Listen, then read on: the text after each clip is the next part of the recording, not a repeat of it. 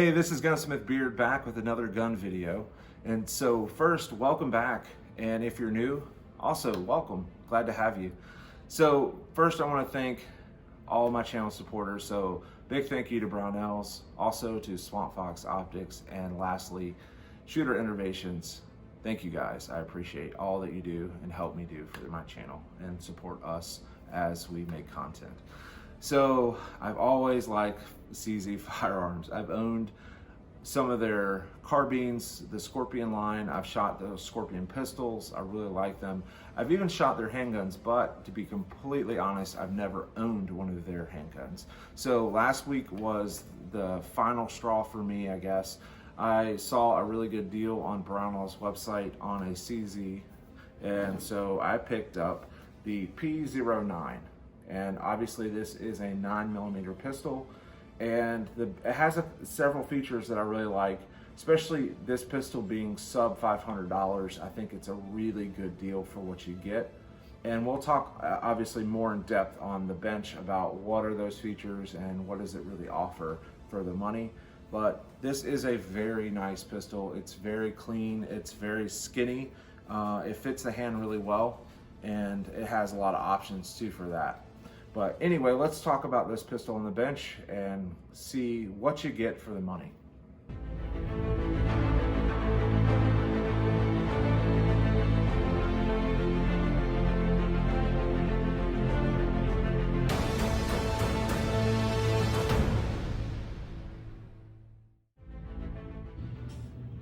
All right, guys and girls, we're at the bench. This is the hard case you get with the P09. Has these little gold tabs. And I will say the case is a little hard to open, at least mine is. So this is what's in the box. Like I said, you get two 19-round magazines. These are steel magazines. The follower is not red. In person, it looks like a fluorescent hot pink. So your followers, when you run them dry and you look in your ejection port, you're gonna see some hot pink goodness. So if you're not a fan of that, I'm sorry. You're definitely gonna get some Britney Spears hot pink followers with this gun. So I'm gonna remove the magazine again. Another hot pink follower. So I have a clear firearm, but it's a pretty gun, I think, especially for the money.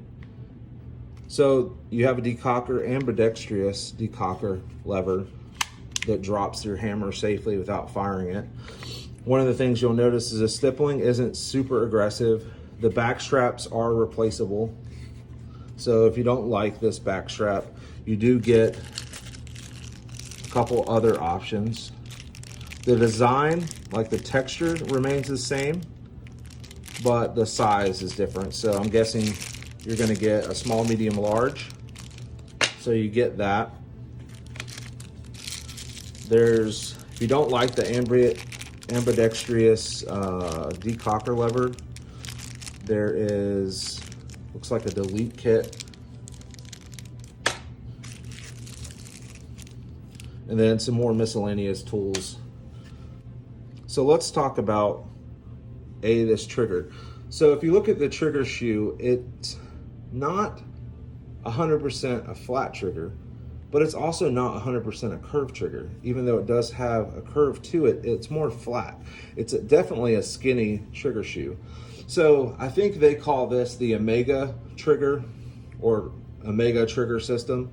So when you test it for the trigger pull to kind of see what the poundage is, they range from 3.5 pounds to about 3.7 pounds. So that's not bad coming out of the box, in my opinion, especially for a single double action trigger.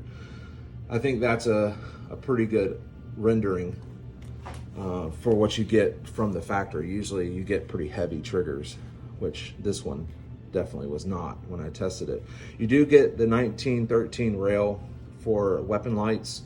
It's a pretty good chunk of rail, so that's a good feature if you're going to put a bigger light on it. I think you have a lot of real estate here to do that. The hammer is skeletonized, you can see through it. The iron sights are not tritium, and they're not technically night sights. They're that fluorescent paint that you charge under light and it glows for 30 minutes and then it goes away. That's really what this is. It's not actually tritium, which kind of stinks, but if you don't like tritium, then maybe it's a plus for you. Here's some things that I don't know everybody knows about these pistols. For one, the barrels are cold hammer forged barrels.